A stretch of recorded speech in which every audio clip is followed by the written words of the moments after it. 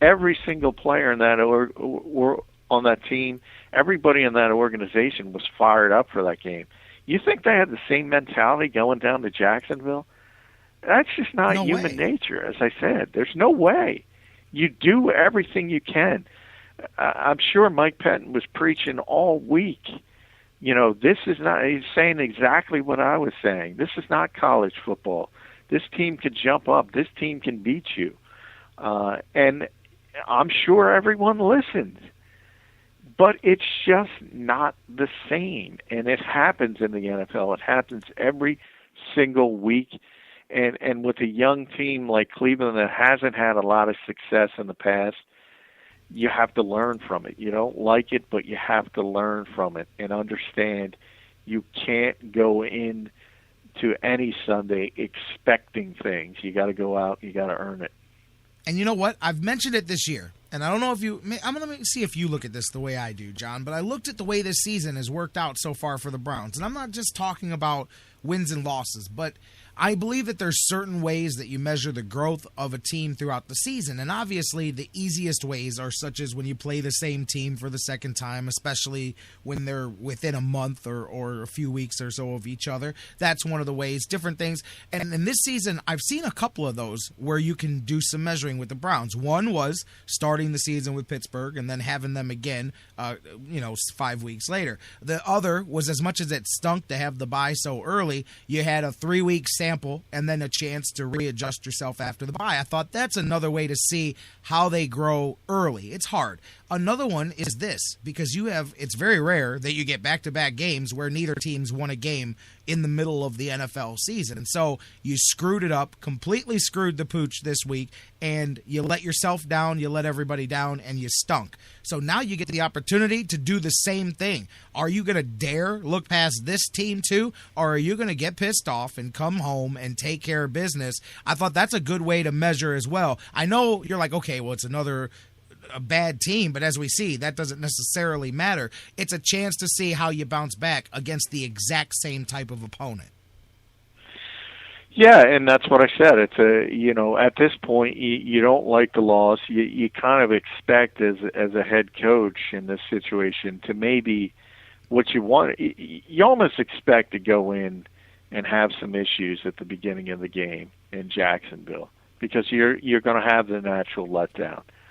Your hope is that guys wake up quickly enough to recover and win the football game. That's your hope, and that's what you're striving for. It didn't happen though, so now it becomes a teaching moment, and you try to teach. So you point it out. You see what can happen if you don't bring your A game on a particular weekend. It doesn't matter who the opponent is. So.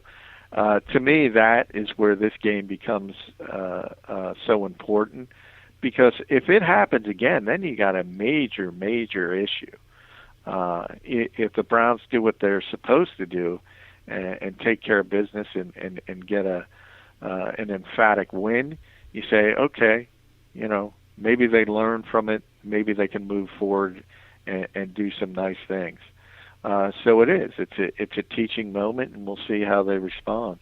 And you know what? It's funny because what you said is almost the way I saw the game playing itself out at the end. I said, okay, you're losing 10-6. Here comes the punt. The Browns will, get a quick drive here. You'll nip them. You'll come out of this thing with a, 13-10 or something like that, and it'll be ugly, and you should have lost, but you'll find a way not to lose. And then that punt goes off of Poyer's face mask, and that was it. And I said, oh, well, so much for that one. But really, up until that point, I thought what you said was what was going to happen. I'm like, well, we're going to be answering, how did you just barely escape with the ugliest victory of all time, and instead, boom, ball bounces off the face mask, they score, then Storm Johnson scores again, and there you go, man. It is what it is. So I felt it playing out that way too. Now, bounce back, and we'll see what the Browns do here coming up this week. Let's look around the rest of the NFL here. Obviously, the big story outside of what we're talking about here in Cleveland, Peyton Manning, many people expected it. He goes and takes care of business and becomes the all-time touchdown leader in quarterbacks in NFL history. Big game for him last night.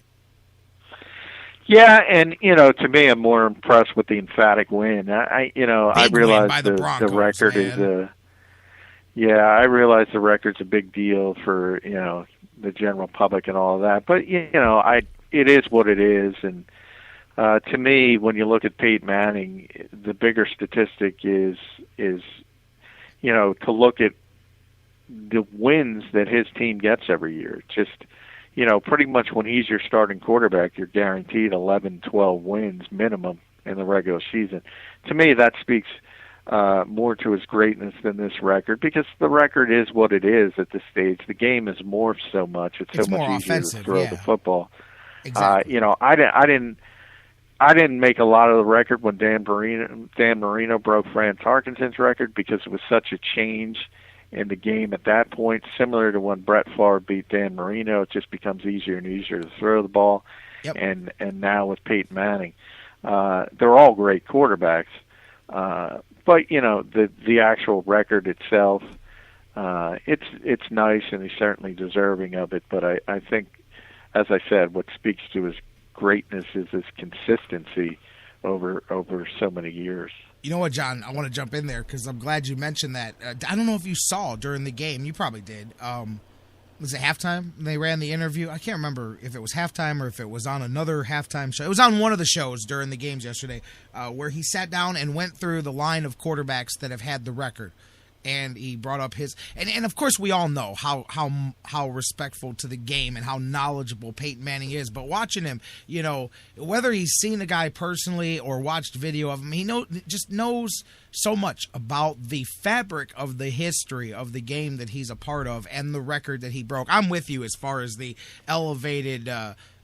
It's just like somebody eventually hitting 800, as who did, home runs or whatever. That stuff gets elevated with people and time and all of that. But offense in the NFL is why the records go faster. But I love that a guy that does it, and it's one of the things I've always liked about Peyton Manning, and I love the fact that he came back when many people thought he couldn't. But his respect for the game, his studiousness, he understands the fabric of the game. And I like that in guys, because so many guys could stand up there and not tell you more than maybe who had the record before them. And listening to Peyton talk about whether it's Sammy Ball or Fran Tarkenton or this guy or that Johnny U, and you know that he means it, and he really does not just respect it but understand where it came from and got to him and all of that. I love that part of a guy that really is into the fabric of the game that he plays. Yeah, and that's part of his greatness, is the fact that he does love the game, and it speaks to us, because when you think about Peyton Manning, and certainly now, maybe not early in his career when he had the tremendous physical ability to go on. I always say, if you line up the 32 starting quarterbacks in the NFL today, as we're speaking here, Peyton Manning might have the worst arm of all of them. He's a 38-year-old guy. He's had 4 neck surgeries. But he does so much off the field as far as preparation, and he understands defenses so much better than just about everyone else who's not only today, but that's ever played the game, that he's always a step ahead. So to me, that is what's truly great about him, and the fact that you see him do so much. At one time he was one of the most talented quarterbacks in the game, and he used that. And now he does it a little bit differently. And all of that speaks to his greatness, and the fact that no matter what, he finds a way after 60 minutes, almost better than anyone in the history of the game, 75% of the time, his team's going to come out on top, and that's astonishing. Yeah, absolutely. I'll tell you, speaking of that game real quick, I thought Broncos would win, man. I know people were – I said this last week. The 49ers are one of the teams that I thought were going to take a step back this year, but not – some people I think were over-exaggerating or estimating the drop-off. But, man, I didn't expect the Broncos to roll them the way they did last night. I mean, they grabbed that 2-touchdown lead, and then it was pretty much all downhill from there, man. 49ers just rolled. Did you expect it to be that decisive last night?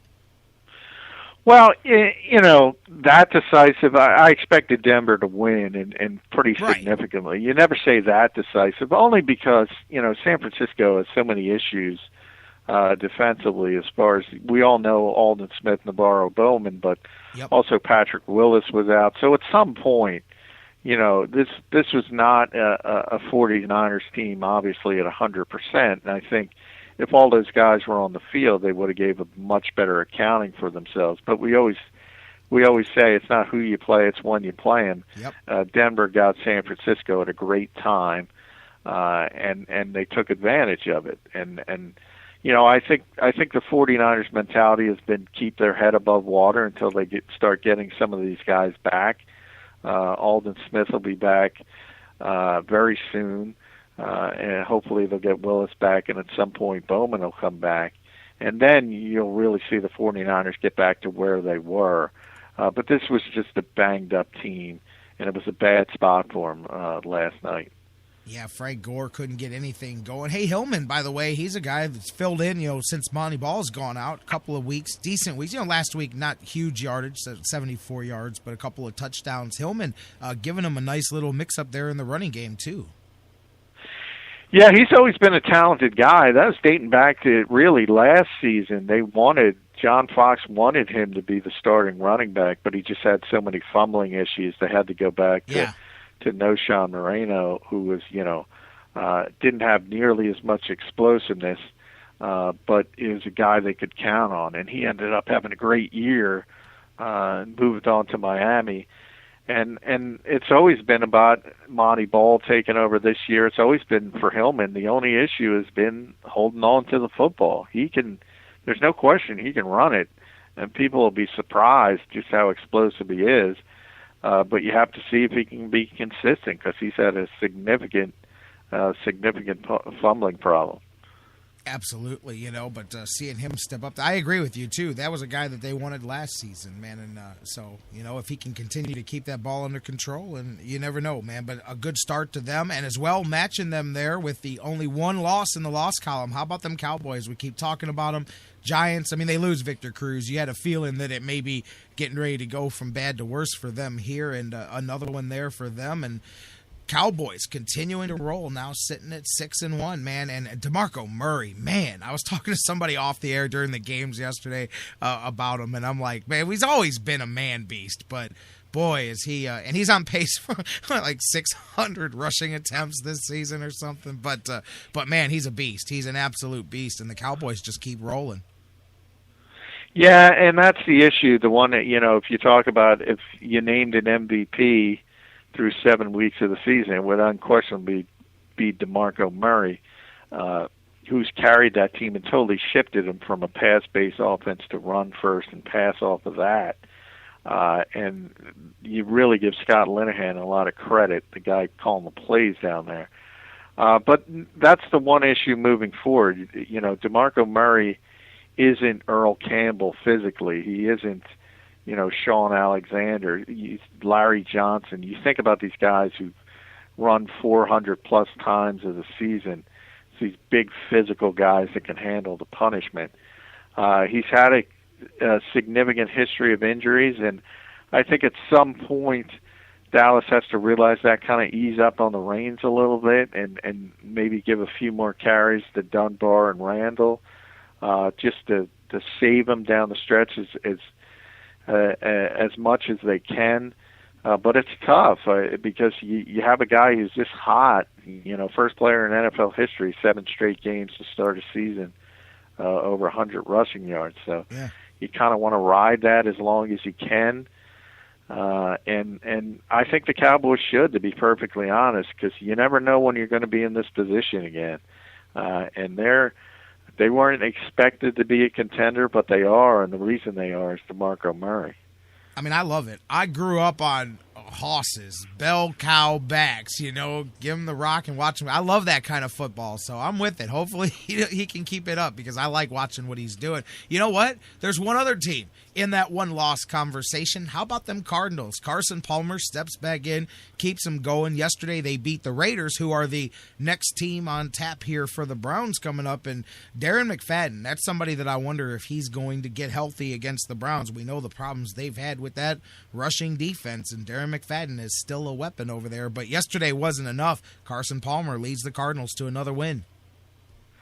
Yeah, the Cardinals, you got to give Bruce Arians a ton of credit, and maybe even more so the defensive coordinator there, Todd Bowles, because if you look at the Cardinals last year, they're a very good team.